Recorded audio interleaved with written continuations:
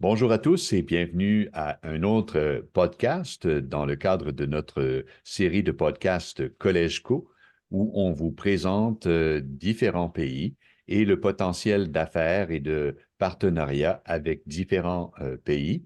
Au cours des dernières semaines, on vous a présenté des podcasts de plusieurs pays d'Afrique et aujourd'hui, on a encore le plaisir de recevoir un intervenant provenant de l'Afrique et qui vient du Togo.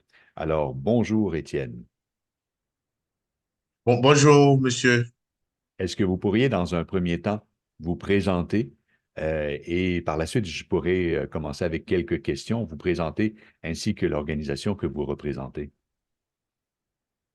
Merci de l'opportunité que vous avez de me présenter. Je suis bien Bararmena Nyaliba Kabasima Étienne. Je suis le directeur de la formation professionnelle et de l'apprentissage au Togo. Cette direction se trouve au ministère délégué chargé de l'enseignement technique et j'ai la responsabilité de coordonner les activités de la direction de la formation professionnelle de l'apprentissage. Merci. Pourriez-vous nous parler dans un premier temps de vos expériences dans le domaine de l'éducation et votre expérience également en ce qui concerne la formation professionnelle et technique, juste pour savoir d'où vous venez, pour mieux vous connaître finalement sur le plan professionnel. Merci. Eh bien, ben, en termes d'expérience, faut dire que moi, j'ai découvert l'enseignement technique, la formation professionnelle en tant que formateur. Et puis, par après, j'ai eu la chance nommé, d'être nommé censeur d'un lycée d'enseignement technique et professionnel et ensuite proviseur du même lycée d'enseignement technique et professionnel. Et par après, j'ai été promu au poste de directeur adjoint, donc de la formation, de l'apprentissage. Et après, maintenant, j'assume la tête de cette direction en tant que directeur. Et voilà mon parcours. J'ai eu l'occasion de me frotter avec un certain nombre de projets, de partenaires, dont GIZ, Profopej, et puis GIZ Proded et CAP de l'UNESCO, et puis d'autres partenaires comme Plan International, et sans oublier les partenaires locaux, les, le patronat, les chambres des métiers, les organisations professionnelles. Et voilà ce qui nous a permis donc de conduire des chantiers comme le dual professionnel que nous menons ici, la formation duale au Togo, et, et tout ce qui concerne la question d'apprentissage de la formation professionnelle. Et avec cet amour, j'ai dû me former en ingénierie de la formation et des systèmes d'emploi pour renforcer mes capacités. Et aujourd'hui, et puis j'ai aussi la formation en élaboration des curricula. Je suis méthodologue en approche par les compétences. Et voilà un peu en termes d'expérience ce que je peux partager. Merci. Merci. Dites-moi maintenant, quels sont les défis du Togo concernant la formation professionnelle et technique, afin de donner un peu un aperçu aux gens qui vont écouter le podcast, qui sont beaucoup les membres du RCCFC, à savoir justement de un peu circonscrire actuellement comment ça se passe là, au Togo. Alors, quels sont les défis de la formation professionnelle et technique? Je vous remercie de l'intérêt d'ailleurs que vous accordez à mon pays, le Togo, ce pays qui a au cœur aujourd'hui la formation professionnelle pour accompagner vraiment les jeunes en termes de formation et leur permettre de développer des compétences professionnelles pour s'insérer sur le marché du travail. Et en termes de défis, nous, au niveau du ministère et donc de la direction, nos défis sont déclinés à partir des défis même de la feuille de route gouvernementale, parce que le gouvernement togolais a toute une vision autour de l'enseignement technique, de la formation professionnelle. Donc, il y a deux programmes qui concernent l'enseignement technique et la formation professionnelle. C'est d'abord l'amélioration de la qualité de la formation et l'amélioration des capacités d'accueil. Donc, en termes de capacité d'accueil, nous voulons parler donc de l'accroissement des, des, des centres de formation pour permettre vraiment à la jeunesse, hein, et aux populations qui se retrouvent dans des zones reculées d'avoir accès à la formation professionnelle et que personne ne soit mis au carreau à partir du moment où il est reconnu que l'enseignement technique et la formation professionnelle constitue un des leviers, hein, de l'économie nationale. Et donc, c'est d'accroître vraiment le nombre de centres de formation et de lycées d'enseignement technique pour qu'il y ait plus d'accès. Ensuite, c'est également de voir la possibilité d'améliorer donc les plateaux techniques donc de nos centres de formation pour donner une véritable formation pratique aux apprenants. Et c'est aussi l'orientation des jeunes vers la formation professionnelle afin d'inverser la tendance parce qu'il y a plus de jeunes qui se sont inscrits dans les collèges et les lycées d'enseignement général. Donc, il y a vraiment un travail de fond à faire pour que la jeunesse puisse s'intéresser davantage à la formation professionnelle. Mais maintenant, si vous orientez les jeunes vers la formation professionnelle, il faudrait que vous soyez rassurés que quand ils arrivent en masse, en effectif important, il y a les infrastructures pour pouvoir les accueillir et leur offrir le cadre de formation adéquat. Au niveau de l'amélioration donc, de la formation et de la qualité de la formation, et il y a, le véritable défi, c'est d'abord la révision et l'actualisation et l'élaboration des programmes de formation. Parce que il y a un certain nombre de nos programmes qui se retrouvent par objectif qu'il faudrait ramener vraiment en approche par compétence pour une véritable adéquation, formation, emploi. Et donc, ça, c'est un véritable défi, c'est un grand chantier en fonction du nombre de spécialités que nous avons et des métiers qui se présentent afin de diversifier aussi les offres de formation au vu de l'évolution technologique aujourd'hui. Il y a lieu vraiment d'arriver donc les curricula de formation à l'évolution du monde du travail. En dehors de ce vaste chantier qui constitue un défi, il y a la formation des formateurs. Parce que quand vous voulez parler de la qualité de la formation, il faudrait que les formateurs qui interviennent dans les centres de formation puissent avoir cette capacité, puissent avoir toutes les compétences et l'expertise nécessaires de conduire les actes de formation, de sorte que les apprenants qui sont en face se sentent réellement dans un système d'enseignement technique et de formation professionnelle où la pratique est un peu plus dominante. Donc, c'est de mettre l'accent sur la formation des formateurs, leur permettre vraiment d'améliorer vraiment leurs compétences technologiques et professionnelles dans leur domaine d'intervention. Et l'autre défi, c'est la digitalisation donc, du système, du sous-secteur.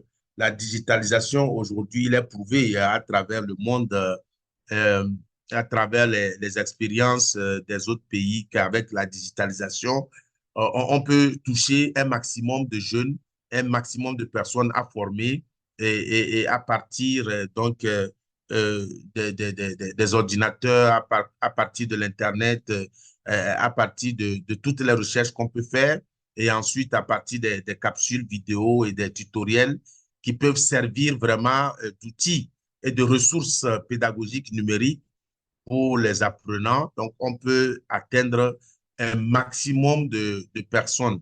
Et ça peut aussi faciliter la formation à distance, donc en passant par la digitalisation, la formation à distance où on n'est plus obligé de se retrouver dans les centres de formation avant d'acquérir des compétences. Donc, ça va être un accompagnement tout au long et pour le formateur qui forme, qui a besoin donc de se renforcer dans le domaine du numérique, et pour le jeune qu'on forme.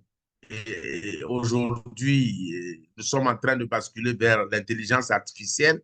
Cela veut dire qu'il y a des métiers pour lesquels nécessairement la numérisation ou la digitalisation deviennent incontournables. Donc, voilà un autre défi. Et l'autre défi sur lequel je voudrais vraiment revenir, c'est la construction des centres de formation dans toutes les régions du pays. Il y en a, le gouvernement a fait des efforts pour implanter des centres de formation à travers le pays, mais la couverture, le taux de couverture pour toucher le maximum de préfectures et de régions est pour le moment faible, alors que la demande devient de plus en plus croissante. Les jeunes prennent conscience désormais qu'il faudrait aller vers la formation professionnelle, qu'il faudrait aller vers les métiers pour être pratico-pratique au sortir donc de sa formation pour trouver un emploi donc, et accompagner en même temps l'employabilité des jeunes. Donc, voilà un autre défi qui nous entend.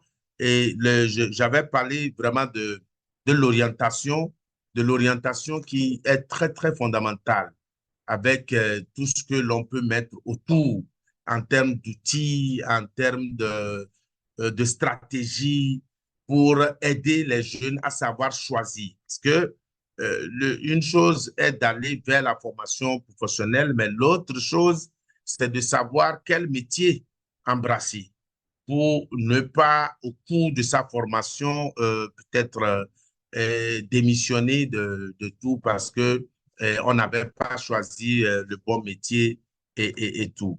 Et qui parle de formation professionnelle parle en même temps d'insertion parce que quand nous, en prenant l'approche systémique, pour ne pas former et ne pas permettre à celui qui est formé d'aller sur le marché du travail.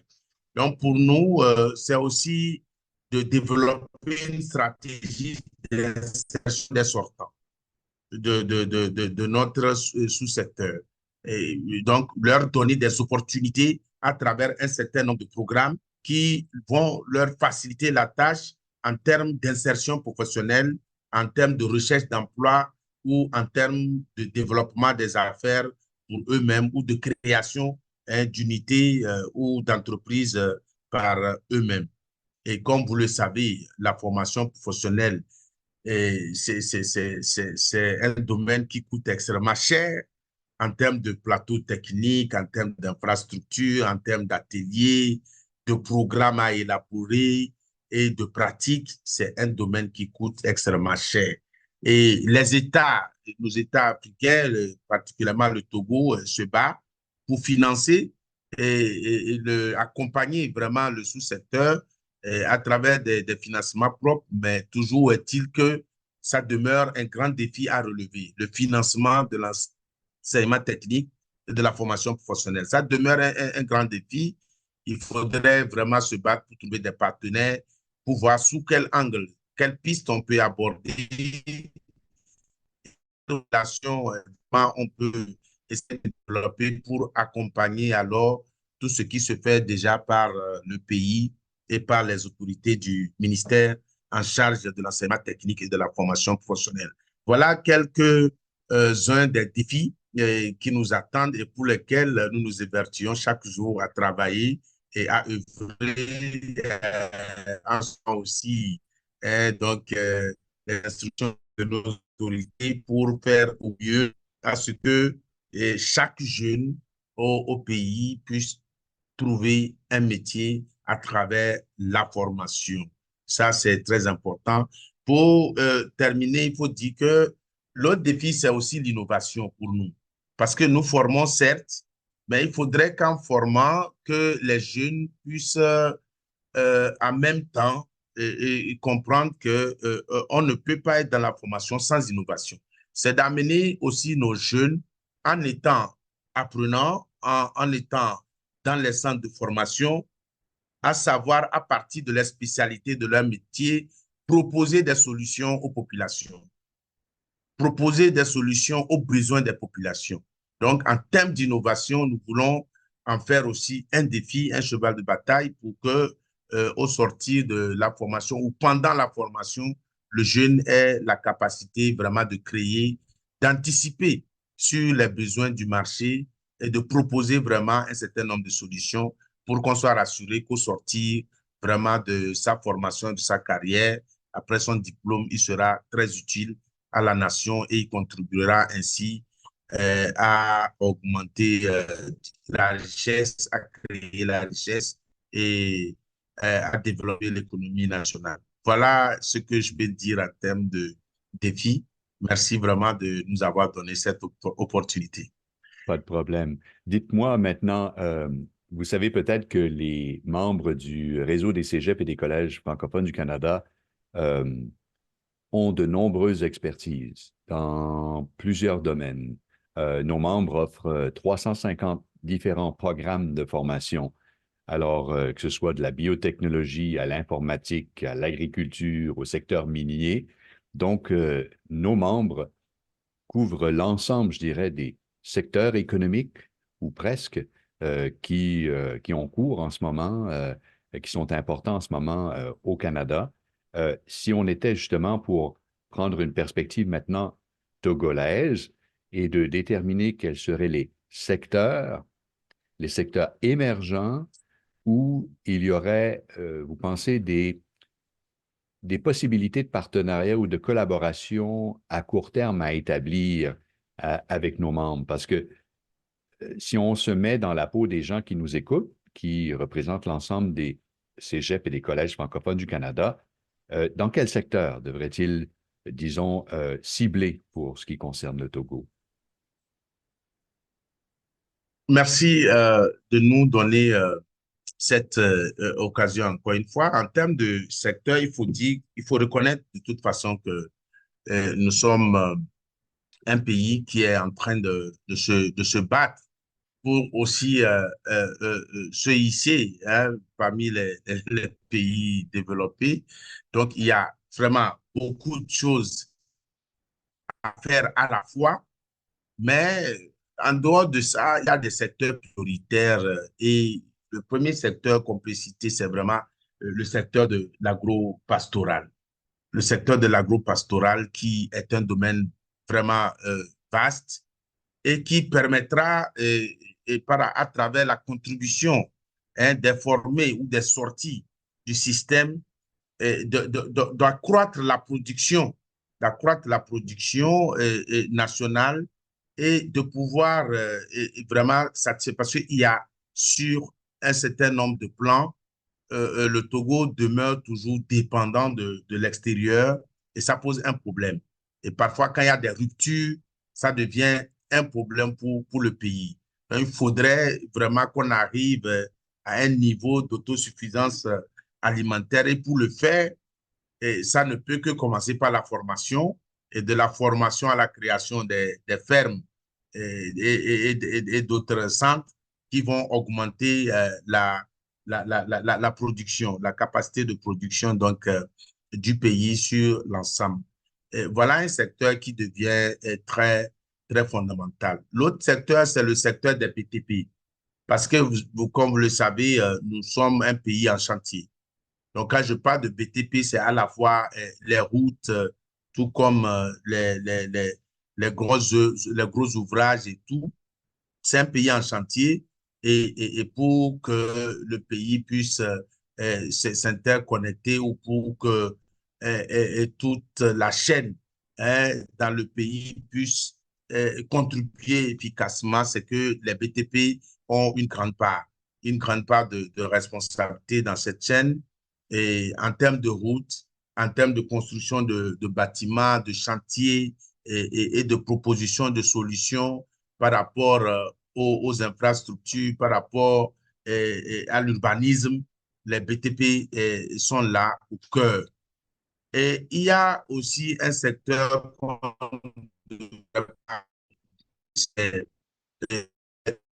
qui tourne autour de la technologie, vraiment de l'information et de la communication, parce que là, aujourd'hui, nous n'avons pas de choix.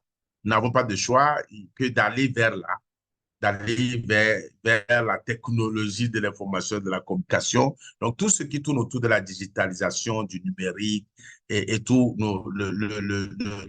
ça devient un secteur très prioritaire pour nous à partir du moment où le monde entier même est interconnecté à travers même cette technologie. Nous ne pouvons pas rester en marge. Et aujourd'hui, l'informatique, le numérique intervient dans tous les domaines, que ce soit dans la santé, que ce soit dans les BTP, que ce soit dans l'industrie, que ce soit dans l'agriculture, la logistique, l'informatique est là. Donc, c'est un secteur qui se trouve être prioritaire. Maintenant, nous avons les secteurs vraiment comme la maintenance de façon générale, parce que de mieux en mieux, il y a pas mal d'engins et des véhicules de gros engins pour les travaux dans tous les domaines qui viennent. Mais donc, la maintenance au niveau du pays pose problème par rapport à la capacité peut-être des techniciens. Il y en a, mais vraiment, ce n'est pas assez prolixe. Il faudrait renforcer ce secteur-là pour faciliter aussi la consommation donc, de la clientèle de toutes ces gammes donc, d'engins qui viennent avec assez de nouveautés là-dessus.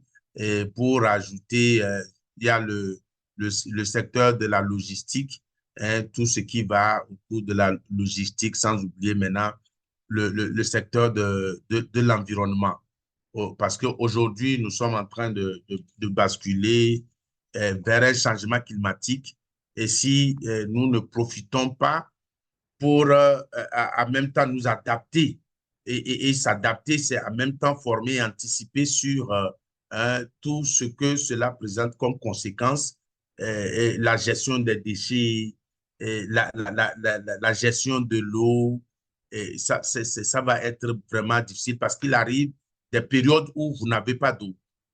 Et cela veut dire qu'il faut des techniciens d'irrigation, de forage et tout, et des maintenanciers dans ces domaines, mais au même moment, des techniciens pour canaliser, avoir la capacité de canaliser l'eau, de pomper la maîtrise de l'eau. Donc, tout ça là, c'est pourquoi je parlais de la maîtrise de l'environnement, parce que nous avons aussi, nous sommes un pays côtier où, il faut le dire, avec l'effet de la mer, on est en train de prendre un coup. Il y a beaucoup d'efforts qui sont menés, mais il faut des techniciens pour accompagner tout cela. Donc, voilà un peu les secteurs dans lesquels je peux ressortir. C'est vrai qu'on peut citer maintenant d'autres secteurs comme la santé et la maintenance des équipements hospitaliers qui devient, parce qu'il y a d'autres domaines où vous êtes obligé de chercher des compétences ailleurs. Et ça, lorsque le patronat, lorsque ceux qui se retrouvent dans le privé nous interpellent, ça doit aussi nous préoccuper assez. Donc, en termes de santé, par rapport à l'accompagnement de la maintenance des équipements médicaux et de l'assistance et tout, ça devient une priorité en termes de secteurs dans lesquels on peut aussi envisager de développer des compétences pour accompagner vraiment tout le plateau qui existe. Oui, Voilà. vous avez été très, très clair concernant les différents secteurs là, où il y Merci. aurait des besoins Merci. et dans lesquels Merci. nos membres pourraient certainement s'impliquer ou Intervenir. devoir et effectuer un travail de partenariat. Maintenant, Voilà. avec qui les collèges devraient intervenir? Qui sont les intervenants qu'on retrouve au Togo qui seraient primordial à travailler avec? Ou encore à développer des liens avec ces gens-là. Alors, un peu pour donner des pistes aux gens qui nous équipent, à savoir, bon, ben, si je vais au Togo, ben, je devrais m'adresser là, ou Donc, de nous parler un peu de l'environnement institutionnel, si on veut, de l'éducation professionnelle et technique dans votre pays. Merci beaucoup. Pour l'environnement institutionnel, euh, il faut dire que pour le Togo a un plan sectoriel de l'éducation. Et à partir de ce plan sectoriel de l'éducation qui embrasse vraiment tout le secteur de l'éducation de façon globale, nous avons alors donc le sous-secteur de l'enseignement supérieur qui forme de niveau BTS, licence, master, professionnel et autres, jusqu'au doctorat, selon les spécialités et la carrière de la personne. Et nous avons donc le sous-secteur de l'enseignement technique où nous formons au certificat de fin d'apprentissage, au certificat de qualification professionnelle, et au certificat d'aptitude professionnelle et au brevet de technicien et au brevet professionnel et aussi dans d'autres secteurs où nous accompagnons le secteur financier, surtout les banques, avec des brevets.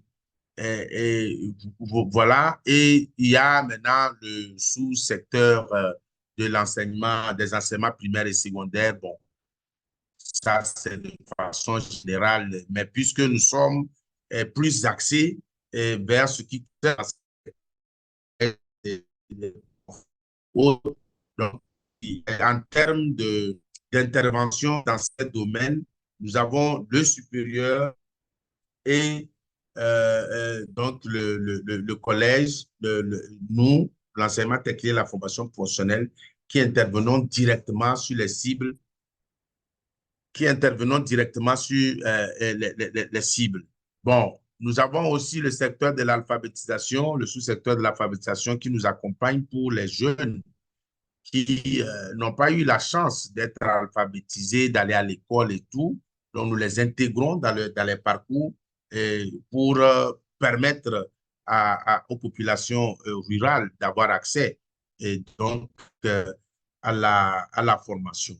Mais en dehors de tous ces acteurs, nous avons l'Union des chambres régionales des métiers avec laquelle nous avons vraiment une convention et de très forts liens. Et il y a le privé qui est là et je voudrais vous rassurer qu'il y a un partenariat public et privé qui est opérationnel au Togo, ce qui fait que le sous-secteur de l'enseignement technique travaille étroitement et en collaboration avec le privé, dont le Conseil national du patronat et l'association des grandes entreprises du Togo, et de même que les chambres consulaires comme la Chambre du commerce et de l'industrie du Togo, et avec les autres ordres comme l'Ordre national des architectes du Togo et l'Ordre national des ingénieurs du Togo. Donc, il y a toute une panoplie d'acteurs qui accompagnent le sous-secteur de l'enseignement technique et de la formation professionnelle pour nous permettre d'atteindre les objectifs. Mais au-delà de tout, il faut dire qu'il y a le niveau institutionnel qui est chapeauté par le ministre en charge donc de l'enseignement technique et de la formation professionnelle. Il y a un ministère dédié et nous ne sommes qu'une direction de la formation professionnelle, mais il y a un ministère dédié et en termes de collaboration, de coopération, on passe toujours par les officiels qui sont très ouverts et attendent vraiment de ces formes de collaboration pour accompagner, donner des idées, donner des orientations, de sorte que la coopération puisse avoir plus de flux. C'est très bien. Peut-être en conclusion, est-ce que vous avez, en réfléchissant au Collège francophone du Canada et de partenariats potentiels avec nos collèges, est-ce que vous avez une vision de ce qu'on pourrait faire ensemble et comment vous voyez les prochaines étapes, s'il y avait des prochaines étapes à développer? Oui, vision de comment on peut collaborer ensemble. Pour nous, c'est vraiment euh, qu'on aille peut-être vers le partage de documentation, des documentations pour permettre au collège d'avoir plus d'informations sur ce que nous faisons, sur ce qui est fait, ce qui est capitalisé déjà, et puis ce que nous attendons. Donc, c'est important. Et je sais que ce podcast entre déjà dans ce schéma, mais c'est toujours important d'avoir de la documentation autour des collèges et autour du sous-secteur de l'enseignement technique de la formation professionnelle. Et ensuite, c'est de voir la possibilité de mettre en lien les collèges canadiens avec nos collèges, de sorte que ça puisse être des coopérations bilatérales entre des centres qui font vraiment de la promotion de la formation professionnelle pour échanger en termes d'expertise, en termes de renforcement des capacités des formateurs. Et nous avons besoin, il faut le dire, de découvrir ce qui se passe réellement dans les collèges canadiens. C'est très important pour nous et pour nos personnels et puis le niveau administratif, découvrir et puis c'est en observant, en regardant ce qui se fait ailleurs qu'on se construit.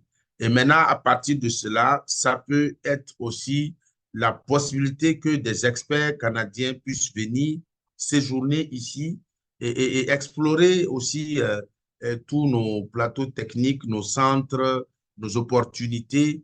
Et ensemble, on va leur dire ce que nous avons, ce qui est déjà bien, ce qui est fait, ce qui est correct. Et puis, on pourra ensemble voir quel projet on peut construire à partir de cette forme de coopération. D'accord.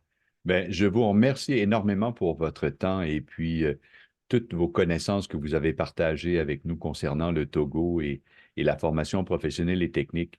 Alors, je vous remercie énormément et en espérant qu'à un moment donné, on verra de façon concrète des partenariats entre des collèges francophones du Canada et le Togo.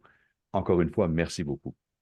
C'est moi qui vous remercie et je tiens aussi au passage à remercier le ministre délégué chargé de l'enseignement technique qui nous a aussi donné des orientations et donné aussi des conseils et que nous puissions savoir sous quel angle aborder ces sujets. Et je vous remercie vraiment, vous, particulièrement pour ces échanges et tout l'ensemble des collèges canadiens pour tous les efforts que vous faites au niveau de la formation professionnelle. Soyez rassurés, nous avons besoin de votre expertise, donc nous attendons impatiemment le moment venu, la forme de collaboration qu'on pourra tisser.